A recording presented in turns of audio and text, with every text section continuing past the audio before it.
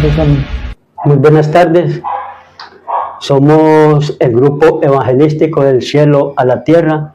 Estamos en este lugar, en esta tarde, para compartir y llevarles las buenas nuevas de salvación en un mundo de tantas malas noticias, dificultades. El hermano Wilson y yo tenemos ese privilegio maravilloso en esta tarde de compartirles la palabra del Señor, que trae propósito, verdad y esperanza en tanta incertidumbre que hay hoy en día. Padre Celestial, gracias por tu presencia. Gracias, Padre. Estamos en este lugar Bendito seas tú, Padre. para darte toda la honra, la gloria y la alabanza, porque tú eres el Dios Todopoderoso.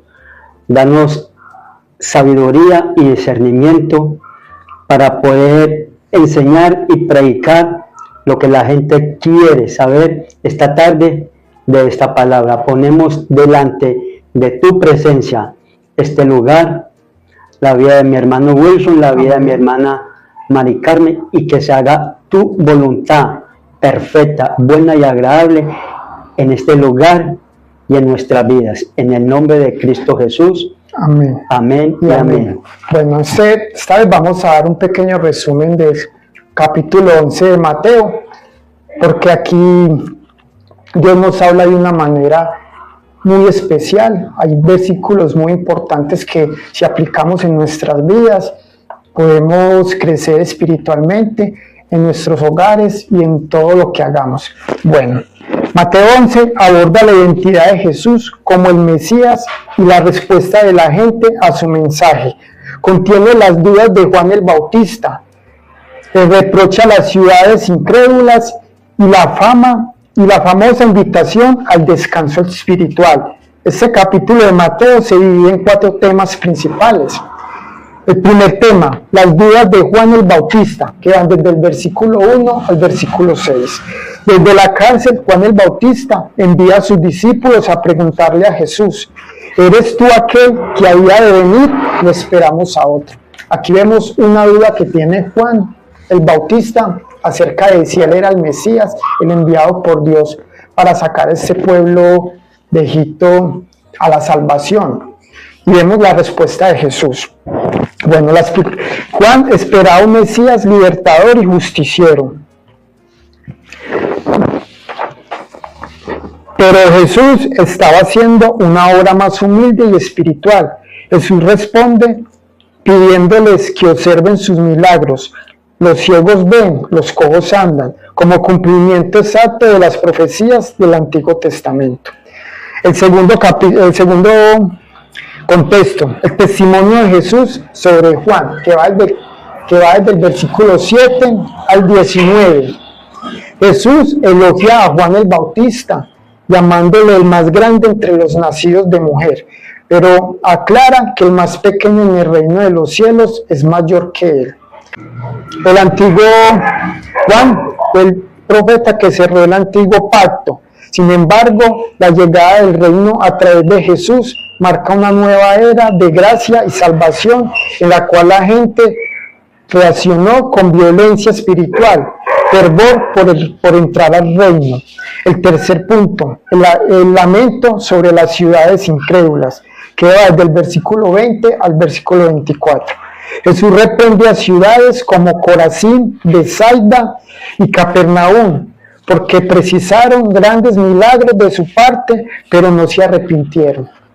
Eso se aplica mucho en estos tiempos, que vemos la gracia de Dios que ha tenido con todos nosotros, y a veces no valoramos lo que Dios ha hecho por cada uno de nosotros, aun creyentes y los que no son creyentes.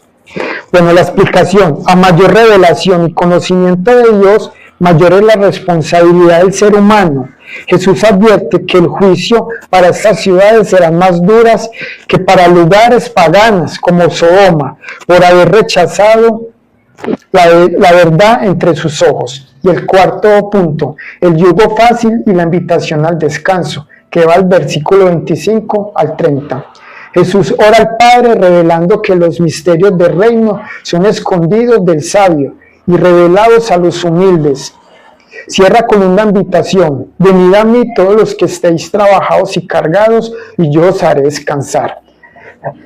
La explicación: los líderes religiosos de la época imponían pesadas reglas, cargas legales que oprimían al pueblo. Jesús ofrece un yugo, una disciplina de vida que está diseñada por amor. Según sus enseñanzas, es ligero y trae paz verdadera al alma del lugar de agotamiento religioso. Bueno, pues mis hermanos Wilson y queridos oyentes, continuando con la enseñanza de este capítulo, este texto presenta a Jesucristo como el Mesías prometido.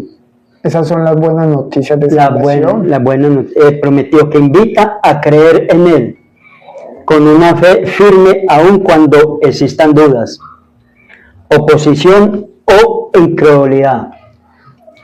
El texto muestra que el reino de Dios avanza con el poder, pero también revela que no todos responden de la misma manera a la verdad. Mientras algunos reciben a Cristo con humildad, otros, aún viendo sus obras, endurecen su corazón. El mensaje más importante de este texto es que la verdadera paz, el conocimiento de Dios y el descanso del alma solo se encuentran en Jesucristo, el camino, la verdad y la vida. En Él hay esperanza, hay refugio y hay salvación, y Él es el único intermediario entre Dios y el hombre. Aquí es donde va, perdona que lo interrumpa, hermano, aquí es donde Dios nos habla que el único camino es Él, y a veces nosotros ponemos la mirada en el hombre. Pasa, triste decirlo, en estos momentos en nuestro país con lo que pasó en las elecciones, que estamos poniendo más la mirada en lo que puede hacer este nuevo gobierno que va a entrar, en lo que Cristo puede hacer, y sabemos que la maldad siempre va a estar ahí, y el pensamiento del hombre, cuando no tiene a Jesús en su corazón, siempre va a ser un pensamiento de maldad, un pensamiento de primero yo y el pueblo espera, pero sabemos que Dios vino a morir por nosotros, porque a Él le interesa el que se arrepiente de corazón. Él le interesa es el alma de aquel que está en las calles perdiéndose.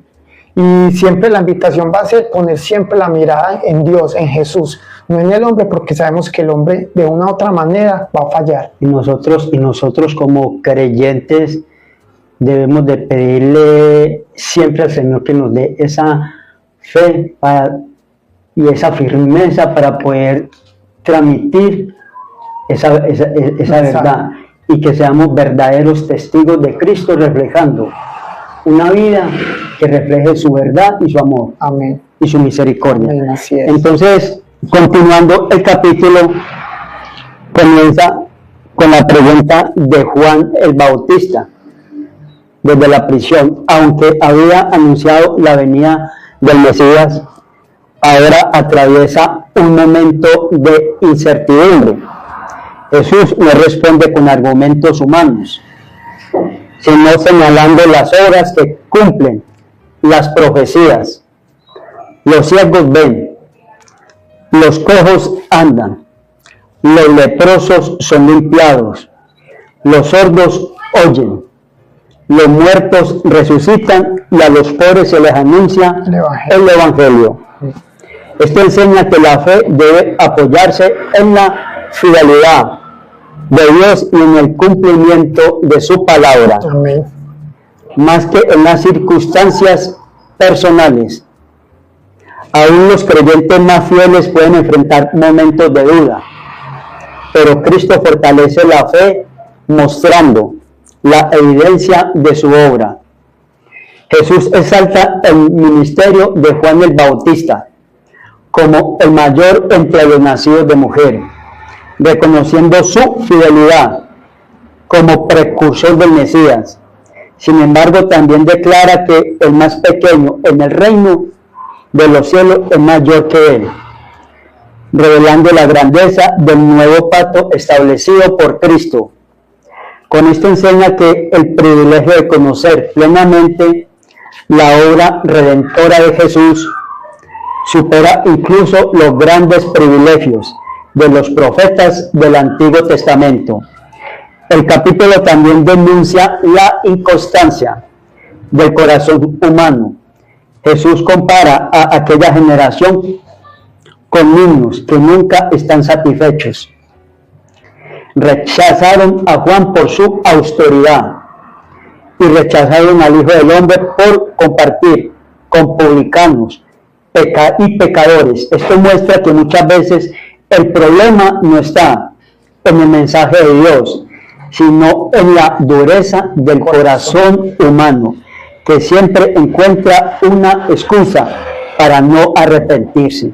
Eso lo vemos mucho en estos tiempos. Amén, así que la es, hermano. gente ya ama más lo malo que lo bueno. Que lo bueno. Y siempre que le hablan de la salvación y de Jesús, ellos creen que con hacer lo que ellos están haciendo, porque Jesús dice en su palabra que es amor, ellos creen que amarse dos hombres o dos mujeres Es normal. Es normal, que es el amor que ellos profesan, pero sabemos que no.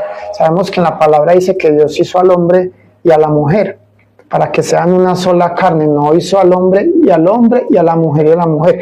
Esos principios se están perdiendo por la falta del conocimiento de Jesús. Porque, como dije, a lo malo lo estamos llamando bueno, y a lo bueno le estamos llamando malo. Y Dios aquí nos dice que, como dijo, la verdad es Él. Y Dios no se equivoca. Dios todo lo que hizo, lo hizo. Y la gente está interpretando en su momento. Y por eso Él nos dejó su Espíritu, porque por medio de su Espíritu Él nos enseña y nos corrige. Amén, así es. Y nos transforma y nos invita a tener una vida en obediencia y en santidad. Y bueno, más adelante Jesús pronuncia ayes sobre las ciudades que habían presenciado la mayor cantidad de milagros y aún así permanecieron en incredulidad. La enseñanza es clara: una mayor revelación trae una mayor responsabilidad. No basta con conocer la verdad o presenciar el poder de Dios. Es necesario responder con arrepentimiento y obediencia. La indiferencia espiritual puede ser peligrosa como el rechazo abierto. En contraste, la incredulidad de muchos, Jesús eleva una oración al Padre, agradeciendo que las verdades del reino sean reveladas a los humildes y sencillos, Amén. Antes que a quienes confían en su propia sabiduría. Esto revela que el conocimiento de Dios no depende únicamente de la capacidad intelectual, sino de un corazón dispuesto a recibir con humildad la revelación divina. La soberbia espiritual cierra la puerta al entendimiento, mientras que la humildad abre el camino para conocer a Jesucristo. El capítulo hace unas invitaciones consoladoras de todo el Evangelio. Jesús llama a todos los que están trabajados y cargados a venir a Él para hallar descanso. Este descanso no consiste en la ausencia de problemas, sino en una relación con Cristo que libera del peso del pecado, de la culpa y del esfuerzo inútil por alcanzar la justicia mediante las obras. Su yugo es fácil y ligera su carga, porque el que camina junto a quienes confían en Él y les concede la gracia necesaria para perseverar. Este texto enseña que Jesús es el cumplimiento de las promesas de Dios, que la fe debe permanecer firme aún en medio de las dudas, que la incredulidad endurece el corazón frente a la verdad que Dios revela su reino a los humildes, y el verdadero descanso para el alma solo se encuentra en Cristo. Es un llamado a responder al Evangelio con arrepentimiento, confianza y obediencia, Amén. descansando plenamente en aquel que es manso y humilde de corazón y que ofrece vida eterna a todos los que vienen a él. Este texto tiene unas enseñanzas para nuestras vidas de hoy, y ellas son las siguientes. Mateo deja enseñanzas espirituales muy valiosas para nuestra vida de hoy. Nos enseña que debemos confiar en Dios, aun cuando atravesemos momentos de duda, recordando que su fidelidad nunca cambia. También nos llama a permanecer firmes en el propósito que Dios nos ha dado, siguiendo el ejemplo de Juan el Bautista, quien fue fiel hasta el final. También el capítulo nos advierte sobre el peligro de endurecer el corazón frente a la palabra de Dios. No basta con conocer la Escritura o ver la obra de Dios. Es necesario responder con arrepentimiento, obediencia y una vida transformada y dedicada al Señor. Además, aprendemos que Dios revela sus verdades a quienes se acercan a Él con humildad. El orgullo espiritual impide crecer, mientras que un corazón sencillo y dispuesto recibe dirección, guía, sabiduría, enseñanza y gracia. Este texto también nos enseña que Jesucristo es el único camino para conocer verdaderamente al Padre y recibir la salvación. Amén. Por eso nuestra confianza debe estar puesta únicamente en Él y en nadie más. Finalmente, el Señor nos invita a llevar nuestras cargas a sus pies en medio de las preocupaciones, el cansancio, las pruebas, las dificultades, las incertidumbres, las dudas, las preocupaciones. Cristo ofrece descanso para el alma, fortaleza para seguir adelante y paz para quienes caminan en obediencia. Estas enseñanzas nos llaman a vivir una fe permanente, perseverante, humilde, obediente y completamente dependiente de Jesucristo, que es el único que nos da un propósito y una verdad para nuestras vidas. Mi hermano Wilson. Bueno, nos despedimos con una oración dándole gracias a Dios por esta palabra que nos acaba de regalar.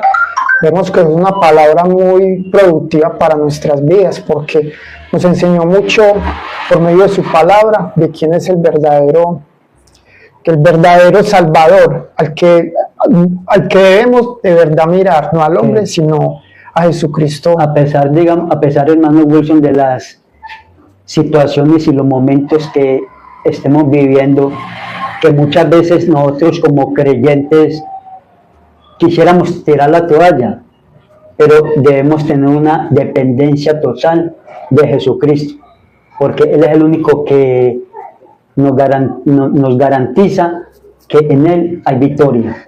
La palabra dice que Él es el camino, la verdad y la vida. De la vida. Bueno, amén. Amado buen Dios, gracias Señor, te damos por este tiempo. Gracias por tu palabra, Padre Santo. Ayúdanos, Señor, y danos ese discernimiento, Señor, de todas las cosas que tú nos revelas, Señor, por medio de ellas, Señor. No pedimos, Señor, que lo saque la maldad del mundo, porque cada vez la maldad crece más. Solamente te pedimos que nos guardes, Señor, de ella, Señor, y que esa palabra que tú nos hablas la podamos llevar a aquellas personas que se están perdiendo, Padre Santo. Porque un alma o dos almas que se salven, Señor, hay fiesta en los cielos, Padre Santo, sí, porque tú quieres que todos nos salvemos, Padre Santo. Y tú nos usas, Señor, por medio de tu palabra para que hagamos ese propósito, Señor. No lo podemos hacer si no vamos con el Espíritu Santo. No lo podemos hacer si no tenemos esa convicción de que tú eres el único que salva, que Jesucristo, el Hijo que murió por nosotros, es el único que puede salvar. Esa sangre que derramaste tú en la cruz puede salvar este mundo de cómo está, Señor. Gracias porque tú nos ayudas y nos enseñas que siempre debe de haber una dependencia sobre ti. A ti sea toda la gloria, a ti sea toda la honra. En el poderoso nombre de Cristo Jesús. Amén y amén. Muchas gracias, hermano. Dios me los bendiga. Bendiciones para todos. Bendiciones.